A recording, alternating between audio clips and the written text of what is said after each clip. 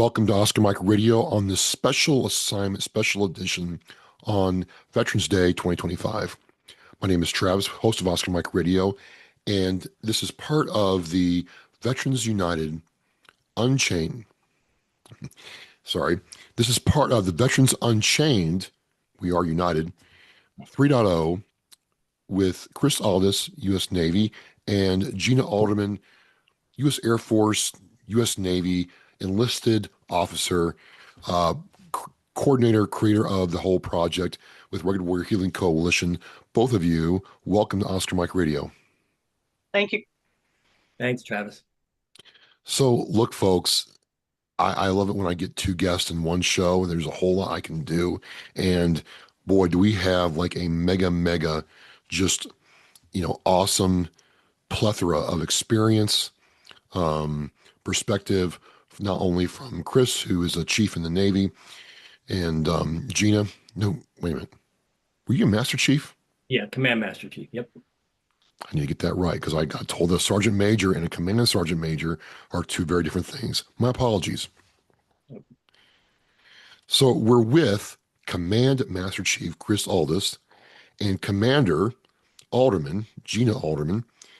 And I've worked with both of them before on different projects, different things. And now for the launch today of Veterans Unchained 3.0, I have them both together to talk about this book. It's a culmination of all the other interviews. We're going to get started with how you both met, because that has to be a story. It's layered, and I want to hear all about it. Go ahead, Gina. So in 2022, I had launched a social group experiment at that time, which became a nonprofit in 2023. And I called it Rugged Warrior Healing Coalition, which you see in the background. And I wanted to do multiple projects. One of the projects was allowing veterans to tell their stories in hopes that we could inspire and connect with other veterans who may be struggling with issues that we had struggled with in our past and had found ways to overcome through connection, through education, through attending retreats. And so the first book was made 2022, and it was a group of 19 women veterans. And we decided to call it Veterans Unchained because we all agreed that in our trauma and our post-traumatic stress while serving in the military, we felt like we had chains wrapped around our souls, literally. And we were constantly working to break the chain of trauma one link at a time. That was the name of our first book. So this wasn't just some marketing tagline. You all, Veterans Unchained means just that. Yes. Okay. Breaking the chain of trauma one link at a time.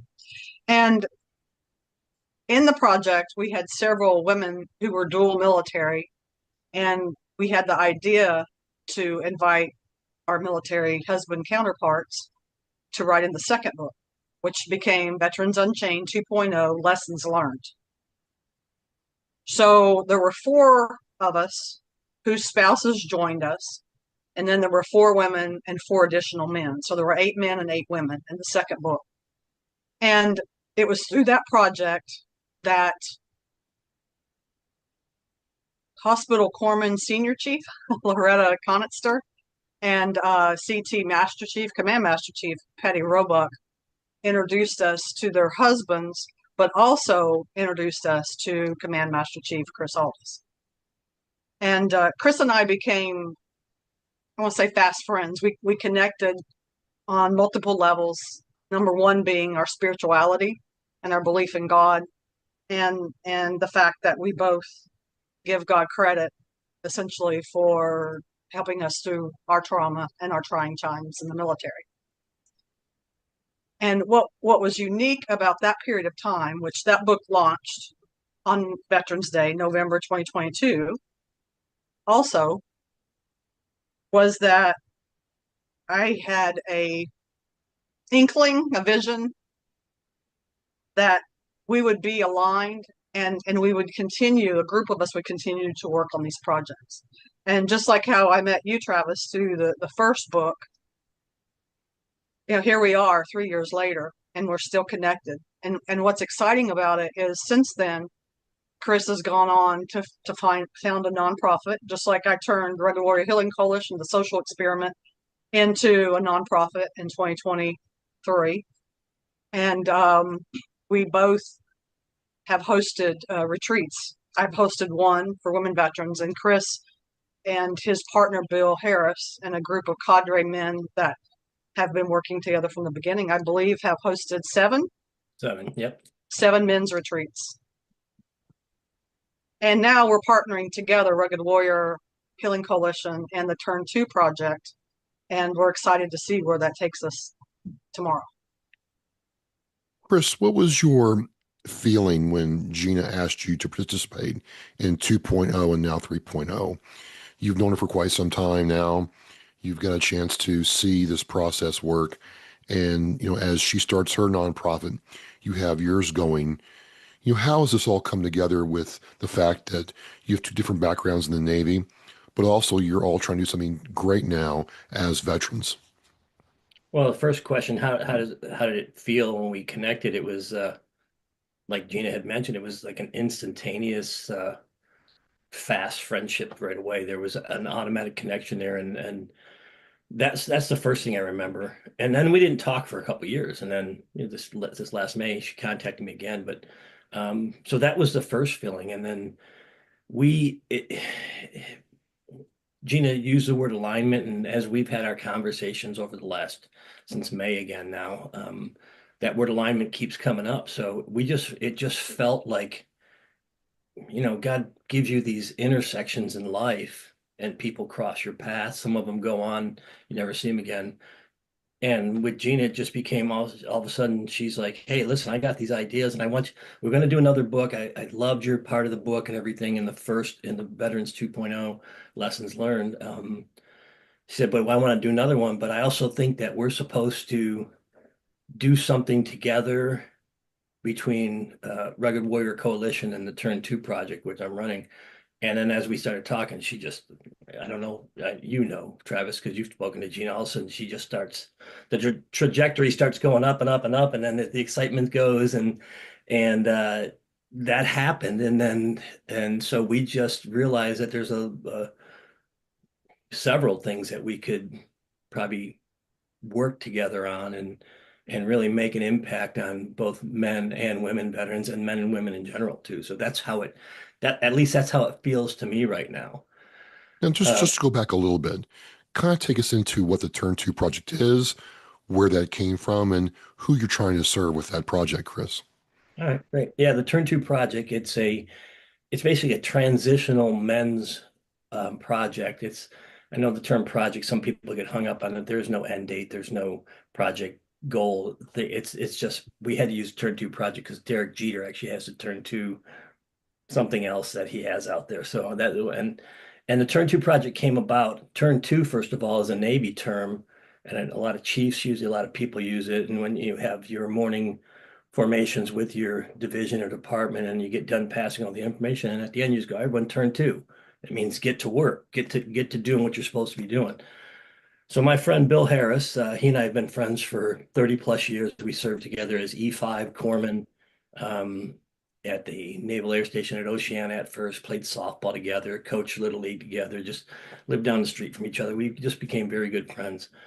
He went off on his way, became an independent duty corpsman. I went on my way and moved up the ranks and became a command master chief. And we basically disconnected for 20 something years. I mean, still friends, but just, doing our own thing. And then, of course, Afghanistan and Iraq kicks off, and then there's 20 years of combat going on. So we're both off doing those things too.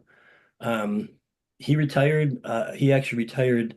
He did his last 8 years with DevGru, SEAL Team 6, as a senior medic for the Red, I believe it was Red Squadron for a while. So he did a lot of time with SEAL Team 6, and of course he suffered, trauma and things like that, not physical, but the emotional trauma of multiple combat tours. And I also, with Second Marine Division and who I went forward to Iraq and Afghanistan with, same type of things happened. And then he retired from the Navy. It was around 2000, in 2018, I retired after 30 years. And, about a year later, end of 2019, 2020, I get a phone call from Bill. And at that point, I was spiraling downward. I could compartmentalize things very well. So I probably had 200 compartments of trauma that were just tucked away. A lot of military members can understand that. And I had them all tucked away. And 2 years post-retirement, I felt disconnected from who I was for 30 years, didn't know where my life was going. I was self-medicating with alcohol. I was not being a good husband. I wasn't cheating or anything like that, but I was just not a good person to be around. And my wife, she was taking the brunt of that, and then things were just going downward. And Bill called me that day and said, "Hey, how you doing?" I said, "I'm not doing well at all. This is hard." And he said, "Brother, I'm the same thing." He goes, "I just went through this program called Boulder Crest, which I'll throw that out there too. That's a great free organization to help people with trauma." Um, and he said, "I went through this program," and he said, "That's the only thing I found that really helped me, but I think we need to make something more because there's nothing out there to help veterans like us. There's surface things, but there's nothing that we really need." And he and I started talking, and we developed the Turn 2 project on a napkin in his kitchen one day, and developed the Man Camp, which is the flagship of the Turn 2 project. And what we do now is have a transformational expedition slash retreat type of program, about a 3.5 day program in the mountains of Virginia, where we do manly things like Bill's a very high level firearms instructor. He's also obviously being a senior medic for SEAL Team 6. His tactical medical skills are amazing. So we do a bunch of things like that where he teaches, one day of shooting, and we do a lot of range stuff. We also do axe throwing. We sit around the campfire. We do very deep dives into the men. We get men to open up. They feel like they're in a safe place.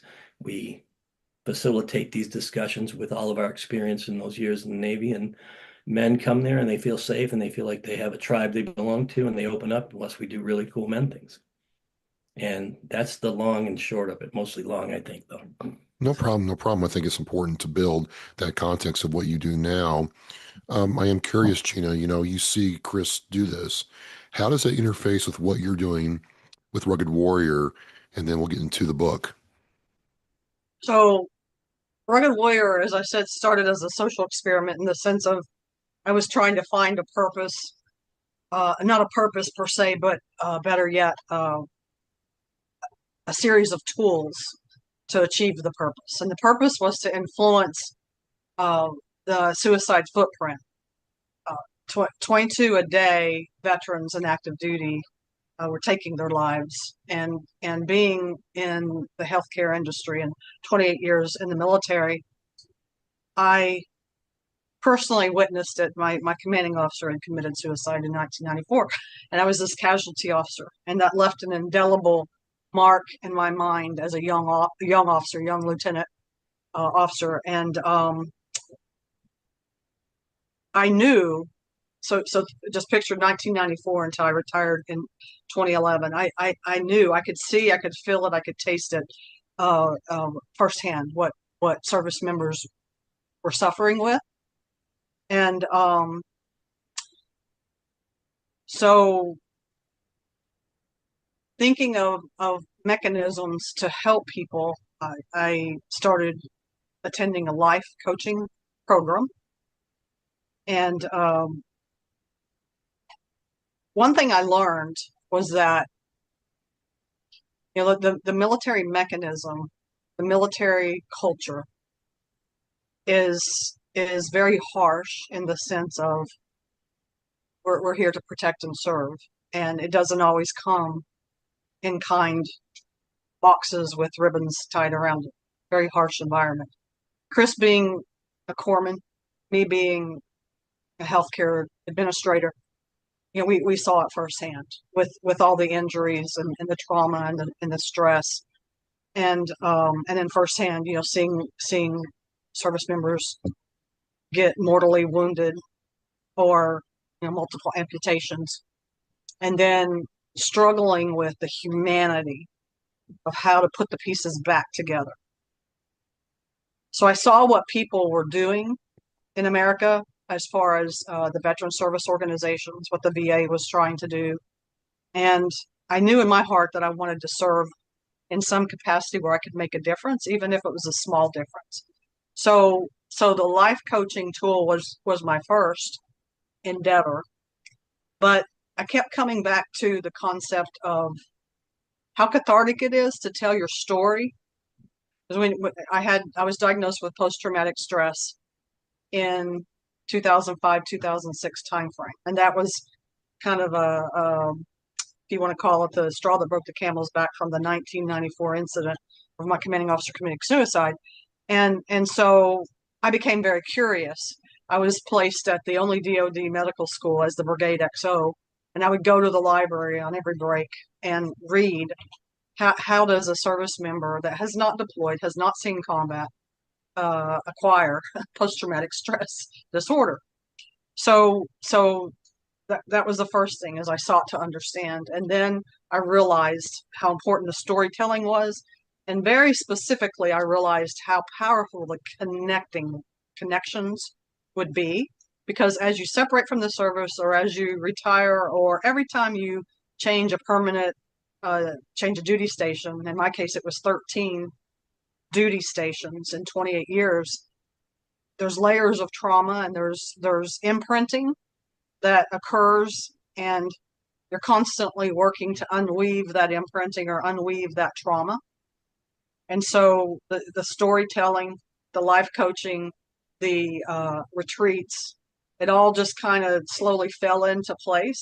And then I recognized, because we're an online program, other than the one Women Veterans Retreat I hosted here in Florida in Crystal River, was Swim with the Manatees, and that was very healing, which you were part of that, Travis, and I was very thankful for your involvement in May 2023.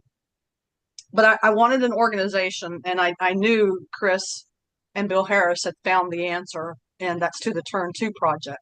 So they have partnered with another area in the Blue Ridge Mountains where they're actually able to use their facilities. And so my partner recently had the privilege to attend the man camp in the Blue Ridge Mountains.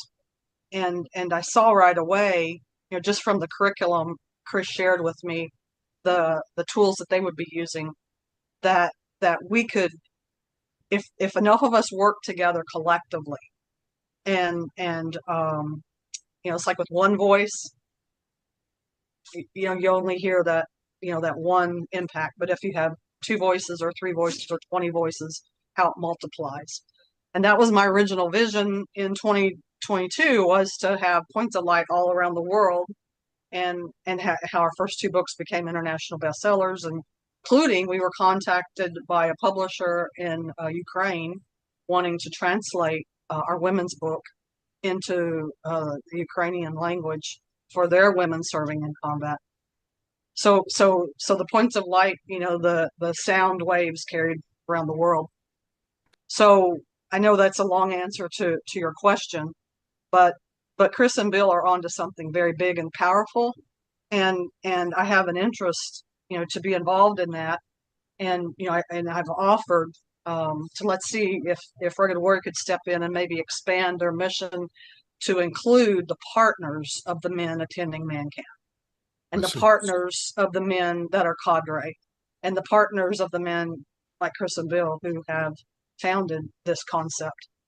So we're in talks to do that now. Well, the genesis and the purpose for this conversation is around Veterans Unchained 3.0, leaderless leaders.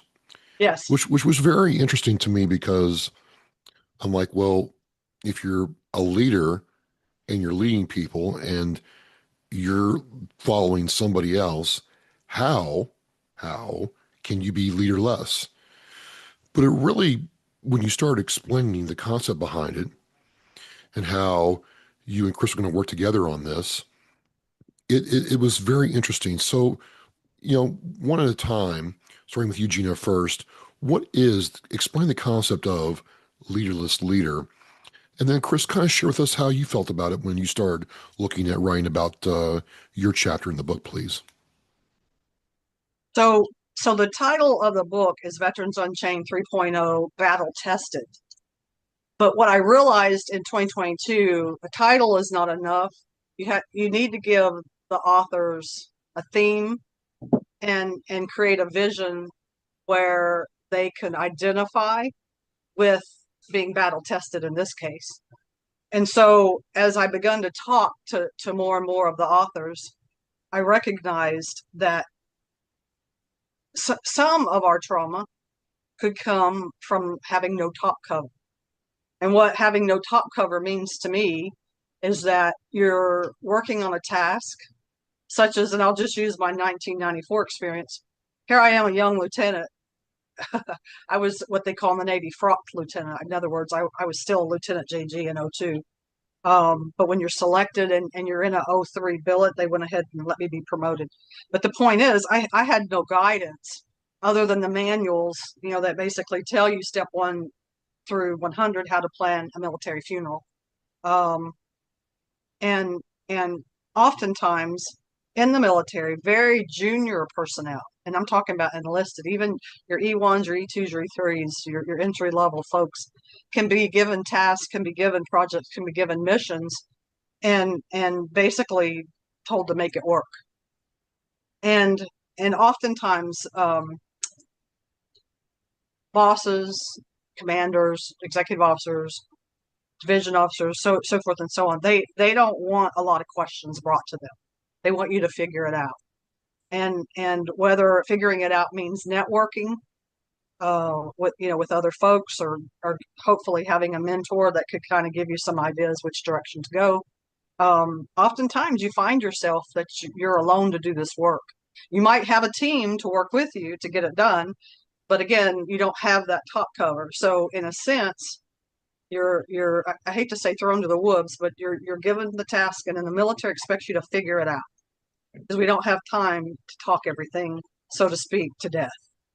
And they want you to use your ingenuity and your creativity and basically, what we call G2, which is your intellect, to get it done.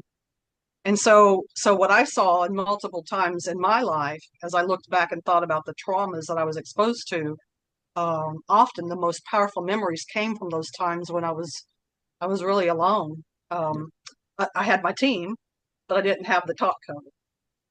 And most often I'll give Chris and his community credit. My father was a retired Master Chief from the Navy, and that number one thing he said to me when I came in the Navy is, he says, find your chief and latch on to him, because the chief is going to keep the officer from sinking. So while I might not have had a superior officer in my chain of command, I did always have some type of comrade, and it was usually often in the form of a chief, a senior chief, or master chief. So that's my 2 cents. Chris? Yeah.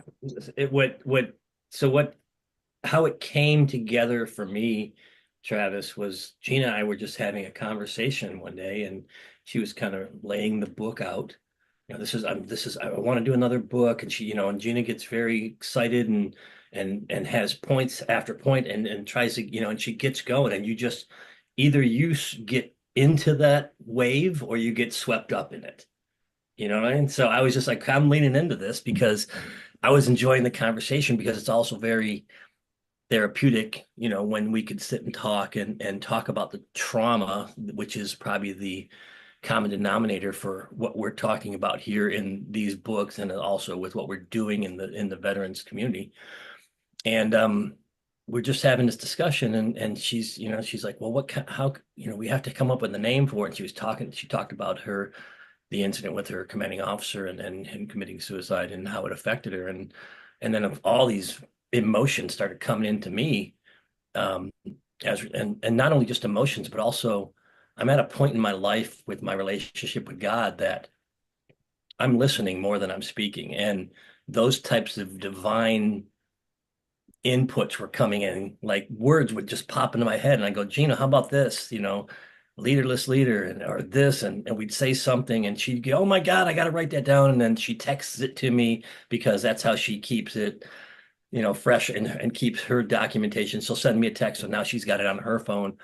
And that's how it was coming about. It was just a very good conversation, therapeutic, and based upon what she wanted to talk about is creating this book. And I'll tell you, that's probably one of the things for me that's been um, most impactful is having those conversations with Gina and other veterans and other first responders where we're taught you keep everything in, and you, especially men, you keep it and you push it down, and you don't show emotions, you don't talk about it.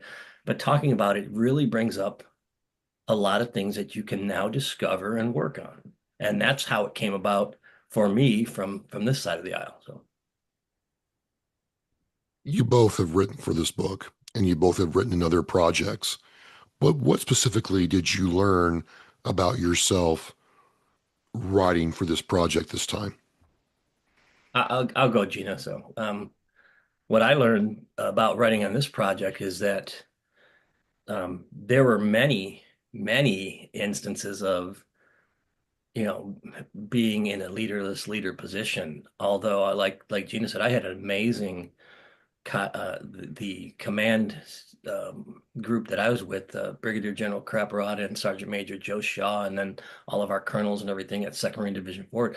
Amazing warriors, amazing people. Just that the kind of people you're not afraid to be around in combat because they've got your back and you've got theirs. But what I found was when you have all that stuff, and what I realized was not only in those 30 years of the Navy that I had and all the incidents I had in there, that occurred a lot, but afterwards, when you're no longer part of that and you're by yourself or you're stuck with only you for counsel, that's what I learned the leaderless leader was. You're there, yeah, you're handling things, but there's so many instances in my life that it's like, oh my God, I remember those feelings. And that's what I learned is I remember I got those feelings again, the dread, the tightness in the chest, the sweating, the ringing in the ears, and all the things that just, they're the psychosomatic type of reactions that you get when you're reliving that memory that's imprinted into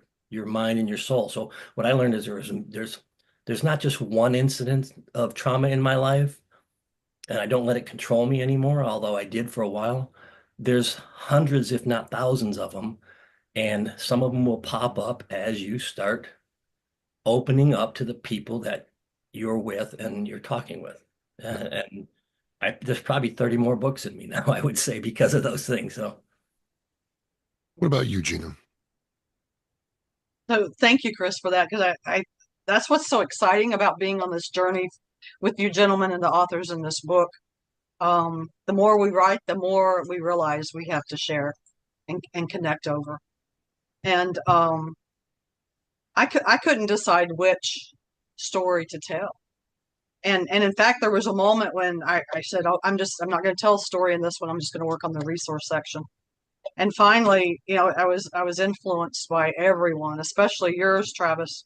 Your story was the first that came in. I mean, I think it was 48 hours. And wow, it hit me hard. I'm not going to give much of it away, but I could identify with everything that you said in that story. And then I read Loretta's and Patty's, and then I read Chris's, and I'm like, ah. As soon as I read Chris's story, I saw what I needed to talk about. Um, and what I discovered was we were basically working parallel. While Chris was boots on ground as the command master chief for, I think it was 2 MEF forward, right, Chris? second Marine Division forward. Excuse me, Second Marine Division forward from Camp Lejeune. So I was back in the United States in Norfolk, but we were working on the same mission. I was at the strategic level, and Chris and his team were at the operational and in the tactical level in country.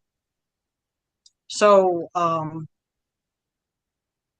the conversations that each of us had, especially Chris and I, because we've talked probably more than a dozen times throughout this project, and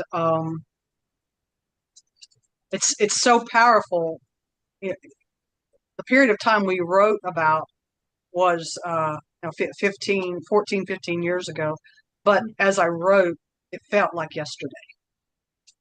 And my emotions as I'm writing and the anger and frustration I felt, because I focused my part of the story on the political side of the military. And I've had many conversations with people in my immediate area about how roadblocks can be put in the way of a project without good reason. And so the process was cathartic. I didn't even realize I was still carrying that anger. That's what surprised me. Yeah. I was not aware of it until I started writing. And that's one thing. So we have in the book, I'll just add this real quick. You interviewed him, I believe, earlier today, Travis. Jan is our book coach, and he's also the forward author and a mentor, and he wrote the resource section. He wrote the prompts for each chapter to help the readers process what they're reading.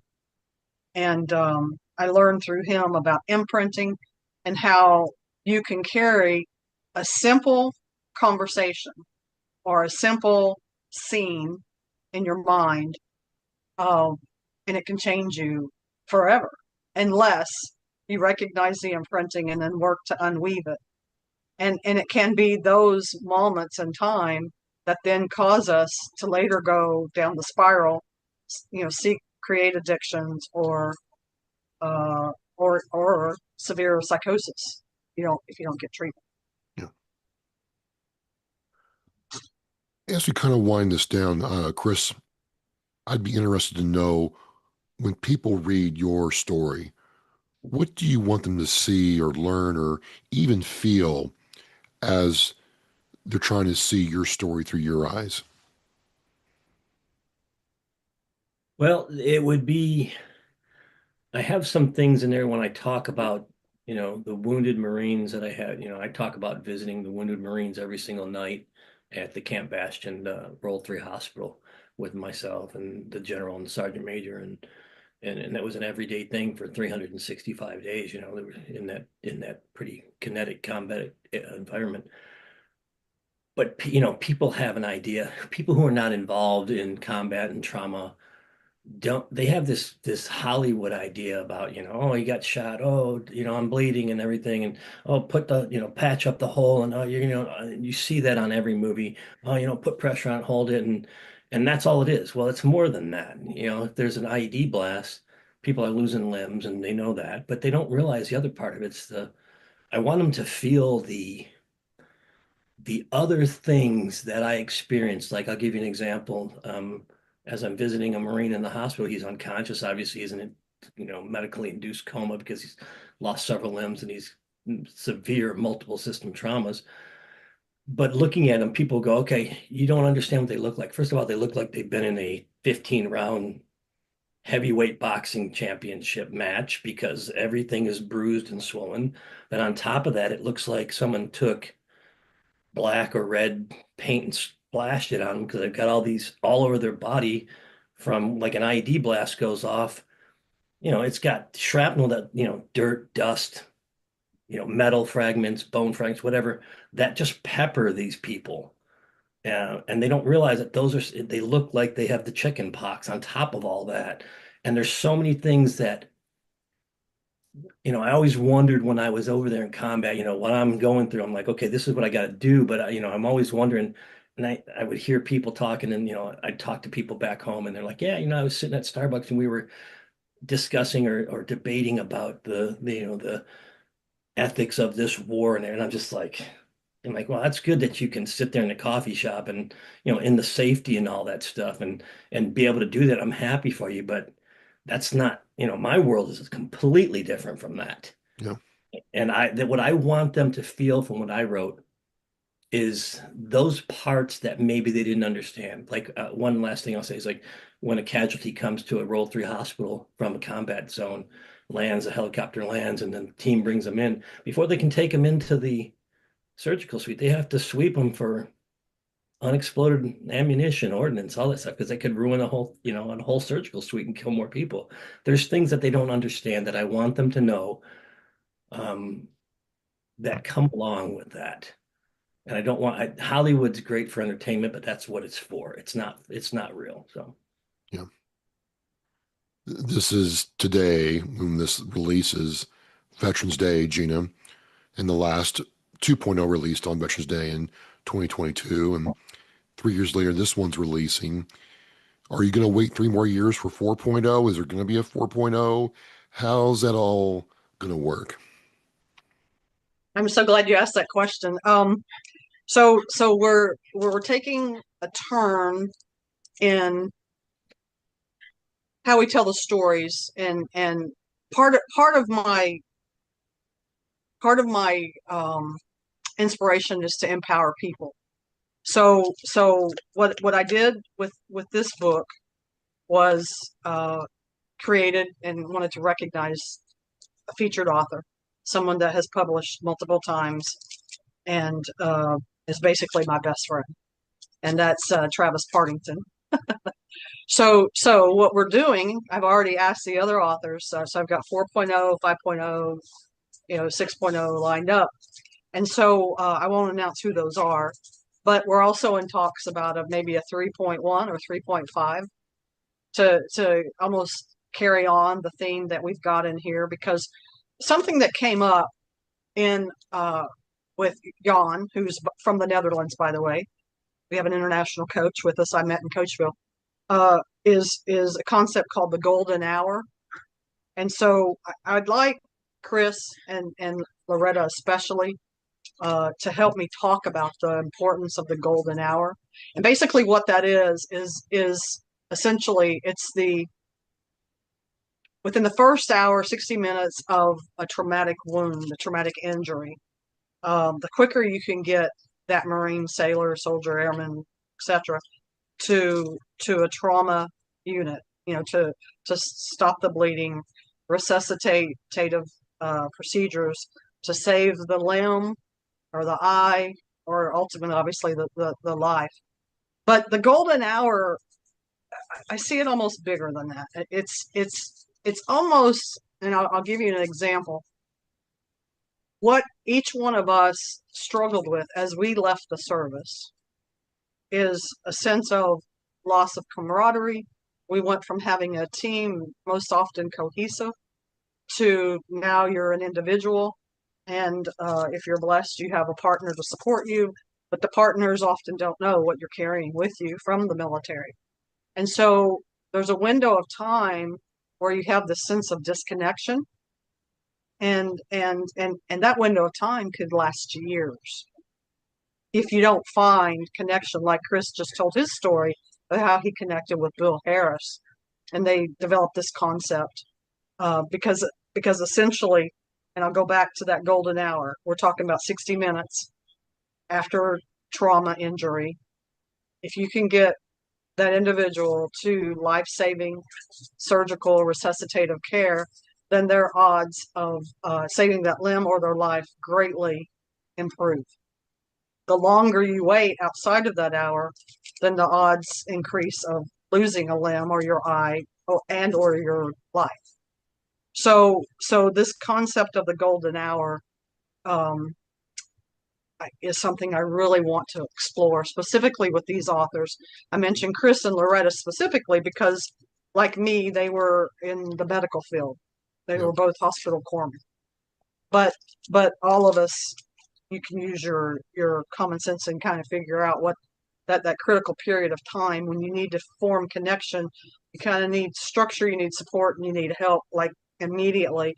And the longer you go without getting that, then the easier it is to create addiction, to think about suicide, to get in a bad space where you end up getting separated or divorced from your spouse. So to answer your question, I'm hoping, we'll have either 3.1 or 3.5 in a few months, less than 6 months, and then we're going to go on with the authors that I've asked to be our featured authors, and get scheduled. And not only do I want the featured authors to be identified and recognized, but I want them to take a leadership role in the book as far as establishing a theme that's near and dear to their heart. One author has said she would like to use humor in a book, and I think that's brilliant, because that's how I think a lot of us survive in the military. Is, you can look at a traumatic situation, but if you use humor, it can diffuse it. So that's what we're looking at. Well, today is Veterans Day 2025. The book's launching. How can people get the book? So each of the authors will be sharing what we call graphics, and we will be on social media broadcasting our link. We use Amazon through Kindle Direct Publishing, subsidiary of Amazon, to publish our book for free. The digital book is 99 cents today. And we're also releasing the paperback book within 24 hours of this launch, and it will be available for $19.99. But the digital book, I encourage everyone, to consider that purchase. And part of the reason why that digital book is so significant to us today is that the more digital books we sell, the higher our ratings can go. And our goal is to get in the top 100 of the categories that we've chosen, so that then Amazon awards us the moniker of best-selling authors. So that's our plan, and the link will be available in this show for purchase. And also the authors have included bios, so that if you want to reach out to any of the authors and connect and possibly get involved with what Chris is doing with Bill Harris, Turn 2 Project, Man Camp, Rugged Warrior Healing Coalition, each author has an endeavor that they're supporting. And so I encourage you to look at our bios and reach out to us if you would like to get involved. Bravo Zulu. Bravo Zulu. I can say that as a Marine to you both. Chris, I'm looking forward to meeting you. I've heard so much about Man Camp and Turn 2, and we're going to figure that out. But and I don't mind the cold weather, so it's all good for me. Um, is this really the future? Last question for both of you. Do you think this is the future for veterans advocacy? It's not big, huge galas or T-shirt campaigns or coffee by the pound or big, huge meetups. Is it more things like this where groups come together, build each other up, and then the ripple effects or the points of light, as you say, spreads out? Is that the future? Well, Chris, I'd like you to answer that from your Turn 2, Man Camp perspective, because I would like Chris and Bill to consider a Veterans Unchained book or two or three centered around Man Camp. Yeah, thanks, Gina. I appreciate you saying that. And then Travis, great question. What I've found and my experience has been is, and I used to, back when I was in the Navy, I always told people I prefer small unit organizations and small unit tactics, because there's just a camaraderie. There's a tightness, there's a tight knittedness there that you can't duplicate in a large organization. Thank you. Yeah, and so if the question you're asking is this the future of it? Smaller organizations doing this? I can tell you that the veterans and the first responders and the people who have suffered trauma that I'm working with, they prefer to be in a smaller group of people that they trust, that they feel like, and we use the term tribe in the Turn 2 Project and Man Camp. They want to be part of a tribe. People are looking for that connection. You can get connection in a large organization, but it's not authentic. You go to a large gala, we support the veterans, and you have a big ball about it, and everyone raises money and everyone feels good, and that's great. Keep writing those checks. We need them. But the people that are suffering the trauma, or as I say, struggling well now with the trauma, they need a connection that's close, that they feel, we call it in the Turn 2 Project, that 3 a.m. friend. You're in trouble at 3 a.m. You can call somebody, and regardless of what they have going on in their life, they're going to be there for you or get someone there for you. that close-knit, small unit tactical type of connection is more authentic and more personal than these large things that we still do need, obviously, but you don't get the personalization or that feeling that you get from, let's say, your best friend for your whole life, or people that you just know. Hey, you know, when you meet someone, Travis, that's a good person. I could definitely go into combat with them, or I could trust them. That's what we're trying to build through the Turn 2 project, and then what we're doing here with Gina with the Rugged Warrior Coalition. So I think your question, first of all, that's probably the right question and the best way I've heard it asked. And I would encourage you to get that question out there even more, because now I'm going to steal it from you and use it as often as I can. No problem. No problem. All right. Look, folks, this has been a multi-part compilation. The book is fantastic. I know or have met most of the authors in this project. You will not be disappointed. The link is in the Oscar Mike Radio show post. Get out there. You can even buy ebooks for other people who have ebooks. So sharing is caring. Let's share this. Let's get it out there. And to Chris and Gina, thank you so much for sharing with us. And I look forward to 3.1 or even 10.0. We'll see what happens. We're Oscar Mike Radio. We're Mission Flight, and we'll see you next time. Semper Fi. Cut.